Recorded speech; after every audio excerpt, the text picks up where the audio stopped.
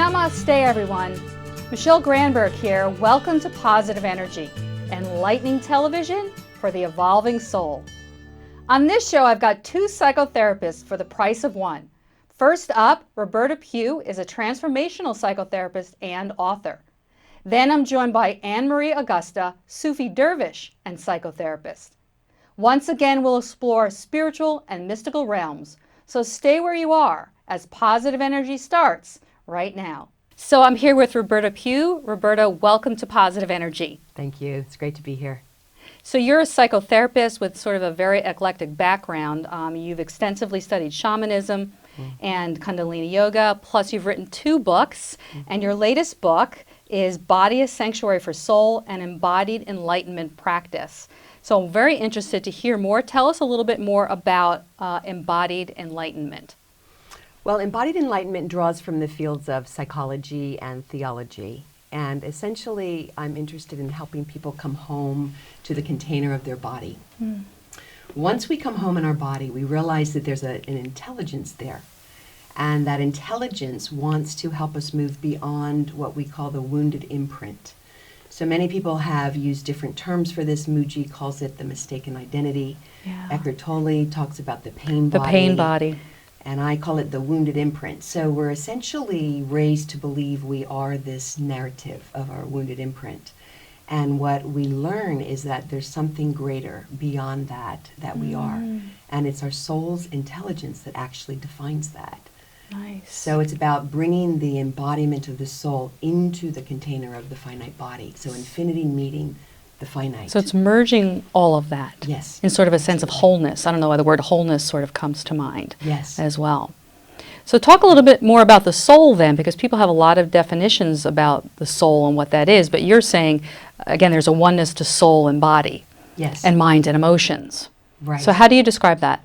Well, it is true that there's a lot of controversy about what exactly is the soul, and I think that you know when you're in the realm of your soul that you're in that place. So I like to think of it as something that is primordial, something that is enduring, something that is beyond how you typically experience yourself in your mind and your body. So it's beyond cognition, it's beyond the body emotion, body sensation. And so the soul essentially, as I write about it, is that part of you that is connected with something expansive, something universal. So I like to think of the individual soul, which each of us has a unique soul. Yeah. And that connects with the universal soul. So whether you call that God, or you call that spirit, or the divine, or the universe, it's something greater that our individual soul is looking to merge with. And that's the wholeness that you speak of. Beautiful and poetically put, and we can kind of really feel that. And it's universal the way you're talking about it. It's not tied to any dogma or any particular philosophy. It's just this universality of there's more to us. Yes. There's more to us. We are an essence that is harder to describe and bigger than all that we ever think about. Yes. Although if you come from a faith tradition, there can be a dogma or a philosophy that might come into play and interact. But in this process, it's actually a direct communication so that your soul is dialogically connected. And what that means is it wants to dialogue. I know, it sounds like a big word. It wants to, your soul wants to dialogue through the path of direct revelation with your body intelligence. So many different spiritual traditions talk about the concept that we are both earth and sky, earth and ether. We are finite and infinite. And so it's really that connection of the body and beyond the body, the finite and the infinite, that come into a dialogic process. So once you learn how to access the subtle body, there's a communication there. And whether you call it listening to that still small voice, learning to go within, there's a process there of circularity, of receiving the communication and then actually communicating back. And that's being received. And that forms a circle. That is dialogic. Wow. That's the word. Dialogic, so that's our word of the day, I think. Yes. Which is all of life. Yeah. Right? Everything all of life is dialogic. Communication with self and something larger than us. It is a constant exchange. Isn't it, though? Yeah. And understanding that we're actually in the circularity of that. whether we're conscious about it or not, whether we're self-aware, it's always happening. So that the universe is communicating. People are communicating with us. And so it's learning to receive those communications through the subtle body. So it's the soul that is connected to the subtle body. And so do you say that that's kind of the journey of the soul? If there was a purpose, so to speak, of the soul, to remember that, to experience that, to reclaim that? Yes, so the journey is for the soul to return home in the body. So Carl Jung talked about the concept that the soul, who actually wrote a book about Kundalini Yoga, which is where I draw from along with shamanism, but the concept that the soul is looking to inhabit the body and that the body is looking to merge into something greater than just the body, the soul. So this is an interactive longing that these concepts, these aspects are actually looking for something that each other offers. So we begin to understand that there's this longing that becomes this interactive dependence that actually is the merging of the polarities into the oneness. So you mentioned shamanism and Kundalini Yoga, that you draw from those disciplines. Right. So talk a little bit more about the role, the integration of those play within this. Sure. So I began my therapy practice in '86, and I really integrated systems theory, which is understanding ourselves in the larger systems of our relatedness, and Gestalt theory, which is a body-centered psychotherapy. And it was in doing that for about 15 years that I realized in working with clients that there was a piece missing. So I had a background, I have a master's in theology. So of course I've always been curious about spirituality and the soul realm. In college, my studies were psychology, sociology, and theology. So I've always found all the ologies. Those theologies, right? So anyhow, how did that happen? Shamanism offers a philosophy and a technology to access what we call soul loss. And so that's what drew me in about shamanism, that there's something called soul retrieval that helps to bring back these lost parts of soul.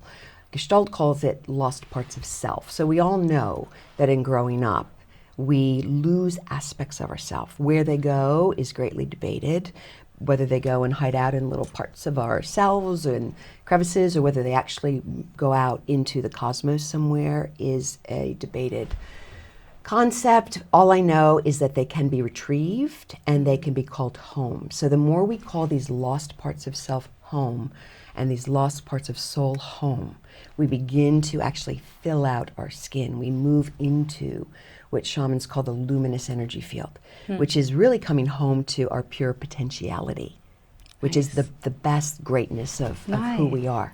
So how does that look sort of on a practical level when people, how you integrate that, I guess, into your psychotherapy just a bit? Because I know you work with, drumming and sound, because I've had you do that. I've experienced your work in groups. Yeah. But to the first timer, how would you explain how that kind of shows up in a one-on-one or a group setting? Well, the way that would work is that you would start to get quiet by breathing, and actually beginning to go into your body's interiority is how the Jungians speak of it. You begin to take your breath all the way down to the soles of your feet, all the way up to the crown of your head, and then you start traveling through your body. I like to think of it as those night lights when you're hiking. You have a light and you go inward and you start to explore any tension, any tightness. So the portal in, or the pathway in, according to Gestalt theory, is sensation. So any sensation that you notice in your body is where you begin to focus your awareness and your attention, and then you bring your breath there. And then you start to give voice to that aspect of you. And then something starts to fill out. And then you begin that dialogic process. And then calling in the drum is essentially awakening the heartbeat. So all you're doing is you're trying to access that Sat Nam self, which is that soul consciousness, that expanded aspect of you. And so it's all about learning to dialogue with that inner process, what we call in phenomenology, the subjective experience. So it's not about coming outside. So in my work, I'm not reporting, you're not reporting, and I'm not analyzing. I'm actually facilitating you going inward. Got it. When you learn to go inward, you realize there's a deep conversation going on Yeah. there. So many people are focused, you're right, externally, outwardly. They think they have to Exactly. look out there or up there even for those answers, for that deep experience of themselves and who they are as a soul identity. Yeah. But it's really within, as the shamans say, and as many disciplines say, that Absolutely. helps us to connect and expand. Yes. So that must be it can be very profound, obviously, very profound work. It is profound. Yeah. Yeah. And your question earlier, you know that you're in that space because you experience yourself as pulsing in a magnanimous way. You just know that you're in the potentiality of your fullness. So there's a knowing, right? What the mystics called gnosis. There's an experience of knowing this to be true. Yeah. And that can't be Yeah, argued or debated. When you have a direct experience, Yeah. and you feel it Yes. from your toes to the top of your head, Yeah. it changes you for life, and it does definitely awaken something in you that once awakened never goes completely dormant again. Absolutely. So I encourage people to try these kinds of practices myself because they are so directly experiential, and the drumming itself is such a catalyst Yes. for reaching those, making it possible, Absolutely. clearing out so much of the static of the mind. Well, the research shows it actually takes you into a theta brainwave activity. So 4 beats per second actually moves you out of the monkey mind or that busy, busy brain Right. and starts to access something higher, a higher consciousness, we say. So that's a great place to start. Yeah, yeah. So anything you'd like to say just about maybe personally, you as a person, what makes you so special? What do you love from your personal life? Who is in your personal life that you love? And maybe just conclude with anything about your private practice, which is here in this Princeton area. Yes, it is. Well, of course, I love my son. So I have 2 boys who are going to be boys. 25. I'm a mom of 2 boys, 25 and 21. My oldest is studying film and my youngest is physics. So we have a lot to talk about all the time. And then I just Neat. adopted 2 St. Bernard puppies, a bonded pair. So I'm very interested in coupling is probably going to be my 3rd book and the relatedness of coupling. I do yoga. I just love Princeton. I'm going to grow old here. And my practice certainly feeds me tremendously. But I am on the cusp of something. I'm taking this work, I think, to a new next level, and that's really about soulful communities. So how do we begin to embody the characteristics of the soul? So Plato wrote a lot about the soul and the concept of right action, and that there are certain characteristics of the soul. Sincerity, embody, generosity, peace, the list goes on, there's 12. But the essence is that we can begin to live in soulful ways as community, and I'm hoping to take this work out into the global world. Yeah. Certainly in these days, I think we could use it. We need to we want to expand it out. Yes. Why keep it? Absolutely. There's definitely an urgency right now not to keep it small just within our little circles, but to really move it out into the world. Yes. So, I certainly acknowledge you for that bigger vision and for the work that you're doing privately with people and with small groups around this area and others. And I encourage people to certainly reach out to you. So Thank you. Thank you very much, Roberta, for being on Positive Energy. And it's been a been joy. really a pleasure. So thank you so much. Thank you. Thank you so much to you as well.